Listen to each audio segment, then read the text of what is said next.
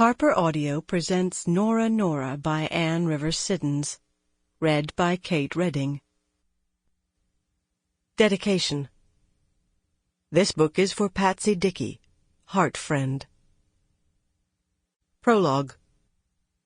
The Losers Club met every weekday afternoon at 4 o'clock in the tool shed behind the Methodist parsonage on the corner of Peyton McKenzie's street.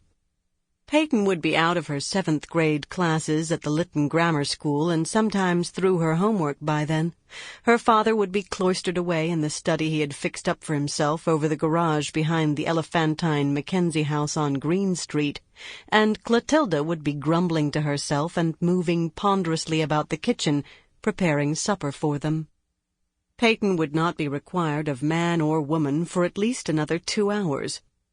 She would have shed her school clothes and carefully stored them in her nun-like closet, and skimmed gratefully into her soft, faded, milk-blue jeans, or flapping cotton boxer shorts and a T-shirt in the summer, looking like a starved pullet, all frail, air-light bones and translucent razor angles.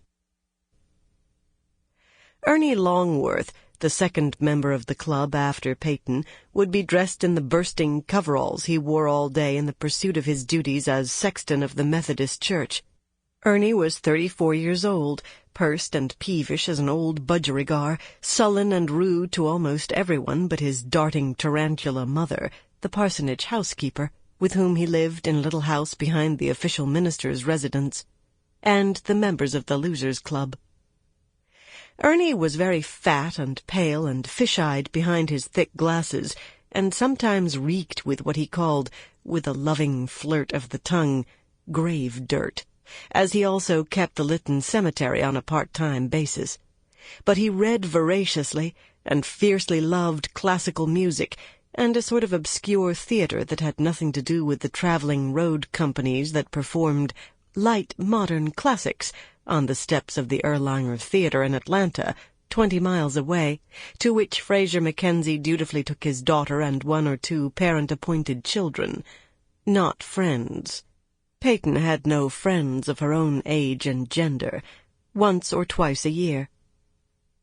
Ernie had been Peyton's friend ever since she was old enough to toddle up the street alone and discover him pottering fussily around his lair, a meticulously kept corner of the tool shed that held a bookcase made of bricks and boards, a gut-springing easy-chair with a tape-mended ottoman, a black Franklin stove with a flue that ran out the window, and a coal scuttle beside it.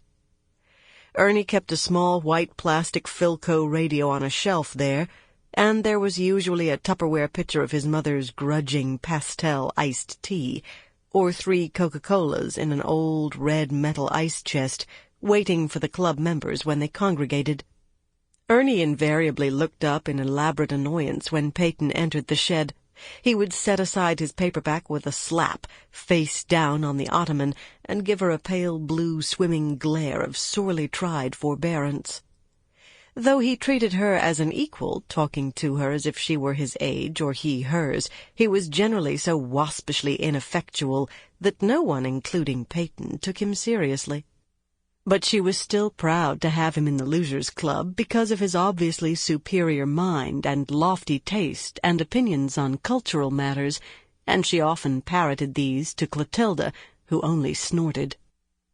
"What good they do him if he can't get himself no further than that old tool shed and his mamma's supper table?" she would say, banging the iron down on the sweet steaming percale pillowcase on her ironing board. "He likes what he does," Peyton would say. "He wants to do what he does. It leaves him more time for cultivating the mind than a real job in Atlanta would do. Ernie cares more for things of the spirit than of the flesh." "Looked to me like he cared plenty about his flesh," Chloe said, but she said it good-naturedly for her. Chloe did not see anything amiss with the time Peyton spent in the parsonage tool shed with Ernie Longworth, nor did anyone else in Lytton. Not yet, at any rate. Everyone knew Ernie was harmless, if strange. Everyone knew that Peyton McKenzie was nothing but a thin, frail, queer, nervous child. The Peytons, which her long-dead mother had always been aristocratically nervous and frail. Lila Lee Peyton had... Sample complete. Ready to continue?